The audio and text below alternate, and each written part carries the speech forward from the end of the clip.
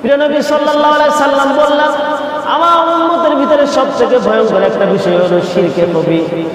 সে রব্বুল আলামিনকে মানে, কিন্তু তার কথা তার কাজের ভিতরে এমন কার্যকলাপ করে যার কারণে মহান রব্বুল আলামিনের সাথে শিরক হয়ে যায়, সে টেরও পায় না। এমন অনেক বিষয় আছে, এমন কথা বলে আল্লাহর সাথে শিরক হয়ে যায়, এমন কাজ করে আল্লাহর সাথে শিরক হয়ে যায়, এটা হলো শিরকে কবি। নবী সাল্লাল্লাহু আলাইহি ওয়াসাল্লাম এটাকে ভয়ঙ্কর বলেছেন। শিরকের জড়িত তারা মানুষ বুঝতে পারে, কিন্তু এই হাদিসের ভিতরে রাসূলুল্লাহ সাল্লাল্লাহু আলাইহি ওয়াসাল্লাম দাজ্জালের থেকে ভয়ঙ্কর আরেকটা বিষয় নবী সাল্লাল্লাহু আলাইহি ওয়াসাল্লাম উপস্থাপন করলেন। দাজ্জাল ভয়ঙ্কর এটা আমরা জানি, দাজ্জালের থেকেও ভয়ঙ্কর কি সেটা রাসূল করিম সাল্লাল্লাহু আলাইহি ওয়াসাল্লাম এই বিষয়টি তিনি উপস্থাপন করতেছেন, মানুষকে বোঝাই দিচ্ছেন।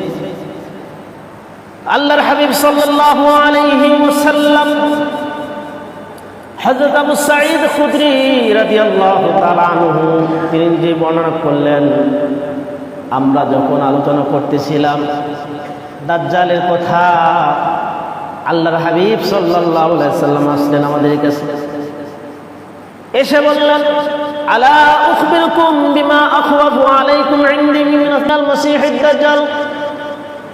তোমরা মাসিহুদ দাজ্জালের আলোচনা করতেছো, এটা অনেক ভয়ঙ্কর, কিন্তু আমি এমন কথা তোমাদেরকে এমন কিছু বলে দিব যা হলো ওই মাসিহুদ দাজ্জাল থেকেও তোমাদের জন্য ভয়ঙ্কর।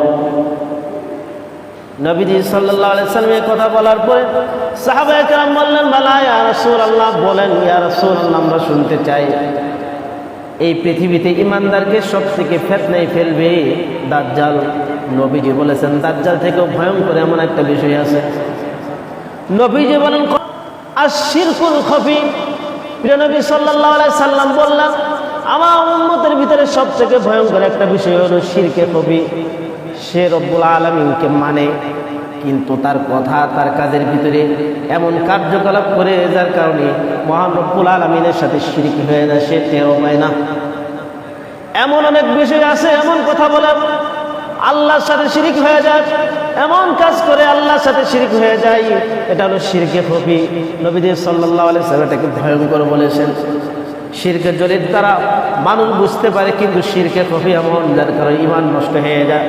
আর যে মানুষের ঈমান নষ্ট হয়ে গেল শিরকে কবির কারণে, আল্লাহ পাক রব্বুল আলামিন তার উপর সন্তুষ্ট হন। নাউজুবিল্লাহ বলেন। শিরকে কবি তার মানে এই শিরকটা বোঝা যায় না। নিশ্চিতভাবে ওই লোকটা মূর্তির সামনে সেজদা করে না। ঈমানদার মুসলমান, সে মসজিদে যায়, নামাজ পড়ে, কিন্তু এমন কথা বলে, এমন কাজ করে যেটা শিরকের পর্যায়ে চলে যায়। নবী সাল্লাল্লাহু আলাইহি ওয়াসাল্লামের জন্য বলেছেন, আমার উম্মতের জন্য এই বিষয়টা আমি ভয় করি, তারা শিরকে কবি করে যার কারণে তার ঈমানটা নষ্ট হয়ে যায়। আউযুবিল্লাহ। এই জন্য নবী সাল্লাল্লাহু আলাইহি ওয়াসাল্লাম শিরকে কবির কয়েকটা কারণ বলেছেন। লোক দেখানো ইবাদত, লোক দেখানো। সারা বছর টুপি পরবো না, কিন্তু নির্বাচনের সময় টুপি পরবো। কথা বলেন ঠিক কিনা? জুড়ে বলেন।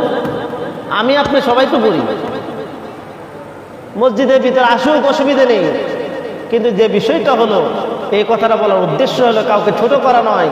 টুপি যারা পরে তাদেরকে ছোট করার উদ্দেশ্য নয়, যারা নির্বাচনে টুপি পরে তারাও যে সব এই উদ্দেশ্য করে, এটাও নয়। আবার ভুল বুঝেন না, কারণ কথার ভিতরে অনেক সময় দেখা যায় একটা ছোট্ট কথা নিয়ে এটা বড় হয়ে যায়। আমি আপনি যে কেউ কিন্তু যে বেশ ধরি, মাথায় টুপি পরি, আর যদি বড় জুব্বা পরি, পাগড়ি পরি, কিন্তু এর দ্বারা যদি আমি অন্যায় কাজ করি, এটা হলো মানুষকে দেখানোর জন্য আমি খুব ভালো মানুষ, আমি ভালো কাজ করি, এটা হলো শিরকে কবি। বোঝা যাচ্ছে? এটা আমি আপনি সকলেই। এই জন্য সম্মানিত ভাইয়ের আমার, শিরক হলো শিরকে আকবর।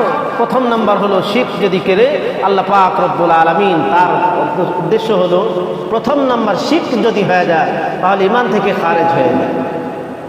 নাউজুবিল্লাহ বলেন। আল্লাহ আমাদেরকে হেফাজত করে জুড়ে বলেন আমিন। আল্লাহ রব্বুল আলামিন শিরকের ভয়াবহতা সম্পর্কে আল্লাহ পাক রব্বুল আলামিন কালামুল্লাহর ভিতর বলেন, ইন্না শিরকা লাযুলমুন আযীম। আল্লাহ পাক রব্বুল আলামিনের জন্য যত অপরাধ পৃথিবীর ভিতরে মানুষ করে, আল্লাহর কাছে সব থেকে জঘন্যতম এবং সব থেকে আল্লাহ রব্বুল আলামিনের কাছে কঠিন গুনাহ হলো শিরক করা। এই জন্য আল্লাহ পাক রব্বুল আলামিন অন্য আয়াতে বলেন মানুষকে ইন্নাল্লাহা লা ইয়াগফিরু আন ইউশরাকা বিহি ওয়া ইয়াগফিরু মা দুনা যালিকা লিমান ইয়াশা ওয়া মান ইউশরিক বিল্লাহি ফাকাদ ইফতারা ইসমান আযীমা। আল্লাহ পাক রব্বুল আলামিন বলেন, আল্লাহ তাআলা পৃথিবীর সমস্ত গুনাহ আল্লাহ পাক রব্বুল আলামিন ক্ষমা করবেন, কিন্তু শিরক ব্যতীত শিরকের গুনাহ আল্লাহ পাক রব্বুল আলামিন ক্ষমা করবেন না। ওয়া মান ইউশরিক বিল্লাহি ফাকাদ ইফতারা ইসমান আযীমা। কিন্তু আল্লাহ পাক রব্বুল আলামিন তিনি একথাও বলতেছেন, যে ব্যক্তি আল্লাহ রব্বুল আলামিনের সাথে শিরক করে সে সব থেকে বড় অন্যায় করলো। যে ব্যক্তি শিরক করে আল্লাহ পাক রব্বুল আলামিনের সাথে শরীক করে, আল্লাহ যা পৃথিবীর সমস্ত মাখলুককেও আল্লাহর সমপর্যায়ে নিয়ে যায় এমন গুনাহ করে, ওই ব্যক্তিকে আল্লাহ পাক রব্বুল আলামিন শর্ত রেখেছেন ক্ষমা করে দিবেন। কিন্তু শর্ত হলো তওবা করা। আল্লাহ পাক রব্বুল আলামিন অন্য আয়াতে বলেন, লা তাকনাতু মির রাহমাতিল্লাহ ইন্নাল্লাহা ইয়াগফিরুয যুনুবা জামিআ। আল্লাহ পাক রব্বুল আলামিন তিনি ক্ষমাকারী মানুষের জন্য। পৃথিবীর ভিতরে যত অপরাধী করুন মানুষ, যখন মহান রব্বুল আলামিনের সামনে সে তওবা করে, আল্লাহ পাক রব্বুল আলামিন তার গুনাহ মাফ করে দেন। যত অপরাধী করুক আল্লাহর দরবার সবসময় খোলা। প্রথম নাম্বার কি করা যাবে না ভাই? শিরিক করা যাবে না। এখন শিরিক কি জিনিস সেটা আমাদের জানার প্রয়োজন আছে না নাই? শিরকে খফি, শিরকে জলি, আমার কথা কাজ, আমার ব্যক্তিগত কর্ম, এগুলি কি শিরকের সাথে সম্পৃক্ততা হইতেছে কিনা এটা প্রতিটা মুসলমানের জানার প্রয়োজন আছে না নাই? নাইলে ইমান কিভাবে নষ্ট হবে সেটা তো আমি নিজেই জানি। আল্লাহ আমাদেরকে হেফাজত করে জোরে বলেন আমিন।